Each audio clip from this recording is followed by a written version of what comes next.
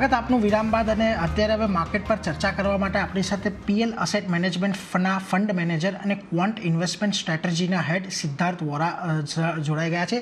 Siddharth sir, સ્વાગત આપનું CNBC બજારમાં. અને સર, સૌથી પહેલાં આપણી પાસેથી એક માર્કેટ પરનો જ વ્યૂ થોડો જાણવા માંગીએ, કારણ કે જો અત્યારે જે પ્રકારે આપણને માર્કેટની અંદર સારી એવી તેજી થતી જોવા મળી રહી છે, એક નવા શિખર પર અત્યારે બજાર છે, આપણા જે ઇકોનોમિક ઇન્ડિકેટર્સ છે એ પણ સારા એવા પોઝિટિવ અત્યારે આપણને દેખાઈ રહ્યા છે.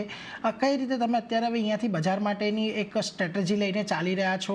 કયા ફેક્ટર્સ જે છે એ કદાચ આવનારા સમયમાં અહીંયા આપણને બજારને થોડા અસર કરતા દેખાઈ શકે છે?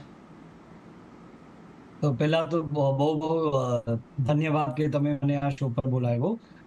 હું તમને અમારી સ્ટ્રેટેજી જે ક્વોન્ટિટેટિવલી અમે જોઈ રહ્યા છે, અમે સબ્જેક્ટિવ વ્યૂઝ માર્કેટ પર નથી બનાવતા.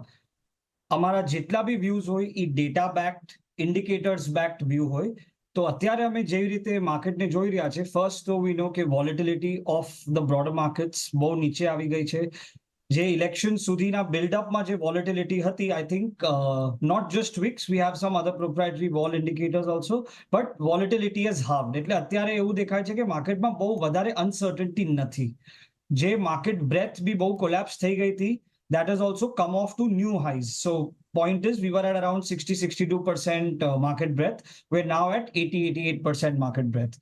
અને અગર તમે ઓવરઓલ માર્કેટ સેન્ટિમેન્ટ જોશો તો બહુ પોઝિટિવ લાગે છે. With strong macros, a good earnings season, lot of uncertainties behind us, now the only challenge remains valuation.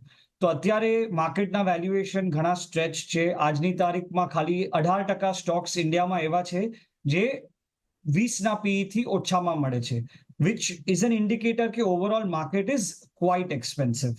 Large કેપ્સમાં હજી બી થોડુંક વધારે વેલ્યુએશન કમ્ફર્ટ લાગી રહ્યું છે અમને.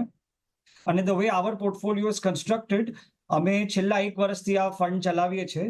છેલ્લા 1 વર્ષમાં અમે ઓલમોસ્ટ ડિસેમ્બર સુધી રિસ્ક ઓન મોડમાં હતા, which means mid and small caps had a larger proportion of the portfolio, around 70-75%, and large caps 20-25% પર હતા. Now large caps have gone in the 40-45% range, small caps have come off a bit, and I believe based on all the model suggestion કે અત્યારે આપણે risk transition zone માં છે.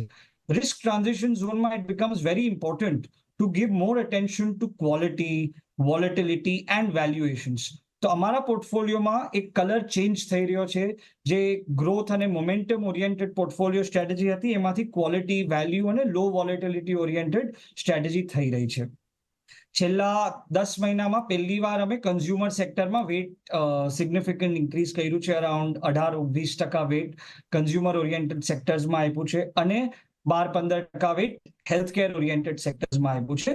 આ અમે એક ટેક્ટિકલ ડિફેન્સ લેયર તરીકે પોર્ટફોલિયોમાં ક્રિએટ કરી રહ્યા છે.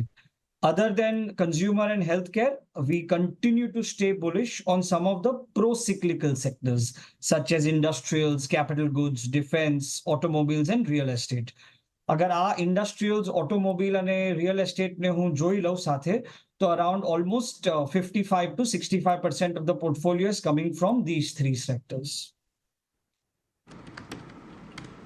ઓકે, એટલે જુઓ, ખાસ કરીને ઇન્ડસ્ટ્રીયલ, ઓટોમોબાઈલ, રિયલ એસ્ટેટ પર એક ખાસું એવું ભારણ તો છે, પરંતુ લાર્જ કેપમાં કન્ઝ્યુમર અને હેલ્થકેર સેક્ટર પર અત્યારે તેઓ એક થોડીક ડિફેન્સિવ બેટ વધારી રહ્યા છે. અને હજી પણ અહીંયાથી આપણને કદાચ બજારમાં જે પ્રકારની પરિસ્થિતિ છે એને આપણને આગળ વધતી જોવા મળે. પરંતુ સિદ્ધાર્થજી, એક બહુ યુનિક તમે એક સ્ટ્રેટેજી લઈને ચાલો છો. ખાસ કરીને રોકાણની વાત આવે ત્યારે એ એક્વા થીમ પર તમે એક સ્ટ્રેટેજી લઈને ચાલો છો. કઈ રીતની આ સ્કીમ છે અને ખાસ કરીને આ સ્ટ્રેટેજીની અંદર તમે કેવા સેક્ટર્સને તમે અહીંયાથી પસંદ કરો છો? એટલે હું નામ નથી પૂછી રહ્યો, પરંતુ શું ફિલોસોફી સાથે કયા પ્રકારની કંપનીઓ તમે અહીંયા ખાસ કરીને પસંદ કરતા હો છો? સો અહીંયા આખો point of the strategy is કે મારી પસંદ કે નાપસંદની ઉપર, એટલે એલિમિનેટિંગ બાયસીસ, એલિમિનેટિંગ ઇમોશન્સ, આખું ફોકસ એની ઉપર છે. અમારી આખી સ્ટ્રેટેજીનો મેઇન પ્રિન્સિપલ શું છે કે પાણીનો જે નેચર છે કે એ ચેન્જ કરી શકે છે પોતાની જાતને, બરાબર? એનો ફોર્મ, શેપ, કલર બધું ચેન્જ થઈ શકે છે. તો આપણને બી એવી ઇન્વેસ્ટમેન્ટ સ્ટ્રેટેજી જોઈએ જે અડેપ્ટ કરી શકે. માર્કેટના અને મેક્રો સાયકલ જેમ ચેન્જ થાય એવી રીતે આપણી ઇન્વેસ્ટમેન્ટ સ્ટ્રેટેજી બી ચેન્જ થવી જોઈએ. તો આમાં અમે શું કરીએ છીએ, કી પેરામીટર છે પોર્ટફોલિયોના જે ડાયનામિકલી અમે રીબેલેન્સ કરીએ. First is your asset and asset mix. એનો મતલબ કે એક્વિટી કેટલું અને કેશ કેટલું. તો છેલ્લા 1 વર્ષમાં અમે પોર્ટફોલિયોમાં કેશ જરાય નથી રાખ્યું, અત્યારે બી નથી, અને ઇલેક્શનના બિલ્ડઅપમાં બી કેશ નહોતું. સેકન્ડ ઇઝ સાઇઝ મિક્સ, કે લાર્જ મિડ સ્મોલમાં કઈ પાર્ટ ઓફ ધ સાયકલમાં કેટલું એક્સપોઝર હોવું જોઈએ. થર્ડ ઇઝ કયા સેક્ટરમાં ઓવરવેટ હોવું જોઈએ, કયા સેક્ટરમાં અંડરવેટ હોવું જોઈએ, કયા સેક્ટરમાં ઝીરો વેટ હોવું જોઈએ. એટલે આ 1 મહિનો હું છોડી દઉં તો એની પહેલા મારા પોર્ટફોલિયોમાં આઈટી, કન્ઝ્યુમર ઓલમોસ્ટ એ બંનેનું વેટ 0 હતું. હવે ધીરે ધીરે કન્ઝ્યુમરનું વેટ થોડું વધી રહ્યું છે. Fourth most important thing, the most underrated thing I would say is investment style. Investment style એટલે આપણે જાણીએ છીએ કે માર્કેટમાં એક વેલ્યુ ઇન્વેસ્ટિંગ સ્ટાઇલ છે, એક ગ્રોથ ઇન્વેસ્ટિંગ સ્ટાઇલ છે, એક ક્વોલિટી ઇન્વેસ્ટિંગ સ્ટાઇલ છે, એક મોમેન્ટમ ઇન્વેસ્ટિંગ સ્ટાઇલ છે. અમે એવું માનીએ છીએ કે કોઈ બી એક સ્ટાઇલ માર્કેટની અલગ અલગ સાયકલમાં સારી રીતે ન કામ કરે. Data of the last 25 years also suggest કે કોઈ બી તમે એક સ્ટાઇલને લઈને ચાલો છો તો પીરિયડ્સ ઓફ આઉટ પરફોર્મન્સ અને અંડર પરફોર્મન્સ વધી જાય છે. તો અમે 2 વસ્તુ કરીએ છીએ. ફર્સ્ટ, અમે બધી સ્ટાઇલને કમ્બાઈન કરીએ છીએ, અને સેકન્ડ, અત્યારે જે માર્કેટમાં પ્રિવેલિંગ સ્ટાઇલ હશે એના પ્રમાણે આખો પોર્ટફોલિયો અલાઇન કરશું કે ટિલ્ટ કરી દઈશું.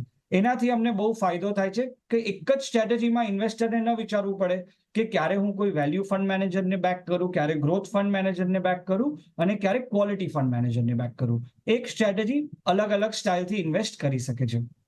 અને લાસ્ટ એન્ડ મોસ્ટ ઇમ્પોર્ટન્ટલી, ક્યારે કેટલું રિસ્ક લેવું. માર્કેટ કન્ડિશન્સ બહુ સારા હોય તો અમે પોર્ટફોલિયોમાં માર્કેટ કરતા વધારે રિસ્ક લઈએ. એનો મતલબ કે બીટા 1 ની ઉપર રાખીએ. માર્કેટમાં અગર રિસ્ક ટ્રાન્ઝિશન હોય જેવી રીતે અત્યારે છે તો અમે પોર્ટફોલિયોનો બીટા થોડો ઓછો કરીએ, ભલે 1 ની ઉપર હોય પણ તો બી પીક કરતા ઓછો. અને જ્યારે રિસ્ક ઓફ હોય ત્યારે પોર્ટફોલિયોનો બીટા 1 થી ઘણો નીચે કરીએ. તો ઉદાહરણ માટે જે 3 મહિના પહેલા મારો પોર્ટફોલિયોનો બીટા અરાઉન્ડ 1.6 હતો, હવે મારો પોર્ટફોલિયોનો બીટા અરાઉન્ડ 1.2 ની આજુબાજુ આવી ગયો છે. એટલે બીટા ઓછો થયો છે. Because our models are saying કે yes, we are in a bullish phase, but we are in a risk transition zone, which means some level of consolidation can happen in the markets with a positive bias, and therefore અમે ખાલી return પર focus હટાવીને થોડું risk adjusted returns પર focus વધારી રહ્યા છે. અમારો portfolio 25 થી 30 સ્ટોકનો હોય છે, ઇક્વલ વેટેડ. એટલે બધા સ્ટોકને અમે સેમ અમાઉન્ટ ઓફ વેટ આપીએ છીએ, સો દેટ રિસ્ક બી અમારું ડાયવર્સિફાય થાય અને રિટર્ન્સ ગ્રેન્યુલર હોય, જે પાછા આવી શકે ફ્યુચરમાં. જી સિદ્ધાર્થજી, થોડો સમયની આજે મર્યાદા છે, પરંતુ તમારી સાથે વધારે પણ ચર્ચા કરવી હતી. પરંતુ આપણે જે અત્યારે માર્કેટ વિશે અને ખાસ કરીને આપણી સ્ટ્રેટેજી વિશે જે વાત કરી છે અને આપ અમારી સાથે જોડાયા એ માટે આપનો આભાર. And we will look forward to talk with you on another date. But અત્યારે મારે રજા લેવી પડશે. Sir, thank you so much અમારી સાથે જોડાવા માટે. Thank you so much. By.